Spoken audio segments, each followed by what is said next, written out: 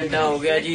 तुम भी इधर हो, पंखा बंद हो गया भैया, थोड़ा सा बचिए। आखिरकार लिफ्ट के अंदर के मनाजर भी आ ही गए। लतीफ़ खोसा और नईम पंजोता साहिब आप देख रहे हैं कि जैसे कैसे पूरे इत्मीनान नज़र आ रहे हैं। इनके चेहरे पर थोड़ी सी भी डर या खौफ नज़र नहीं आ रहा, क्योंकि इन्हें पता है कि वो हक और सच के साथ हैं। और जो लोग हक और सच के साथ होते हैं वो कभी खौफज़दा नहीं होते। और अगर हक और सच के साथ रास्ते पर लड़ते लड़ते उन्हें मौत भी आ जाए तो वो मरते नहीं हैं बल्कि शहीद होते हैं। ये लिफ्ट के अंदर के मनाजर हैं और नईम पंजोता साहब ने अपनी ट्वीट में लिखा है कि हमारे हौसले अंदर भी बुलंद थे और बाहर भी बुलंद हैं। अल्हम्दुलिल्लाह 1 घंटे के जुल्म के बाद हम आप लोगों की दुआओं से खैरियत से बाहर आ चुके हैं।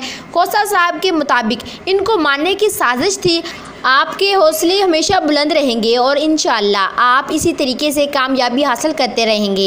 इमरान खान समेत हम सबको आप लोगों पर फ़ख्र है, आप लोग हमारा मान हैं। नईम पंजोता की तबीयत तो बिल्कुल ठीक थी, लेकिन लेफ्ट में फंसने की वजह से लतीफ़ खोसा साहब की तबीयत ख़राब हो गई थी, जिसकी वजह से उन्हें फ़ौरन एम्बुलेंस में भेजा गया है। लतीफ़ खोसा के अलावा बाकी तमाम वकला खैरियत से लिफ्ट से बाहर आ चुके हैं। लिफ्ट से बाहर निकलते ही नईम हैदर पंजोता साहब ने वाज़ा तौर पर कह दिया है कि ये सब कुछ करने से अगर इमरान खान के मुखालफिन ये समझते हैं कि हम इमरान खान साहब की वकालत से हट जाएंगे तो ये भूल है।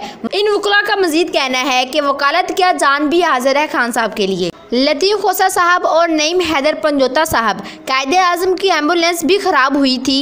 अपनी शराइत पर चलने वालों को कुर्बानियाँ देनी ही पड़ती हैं।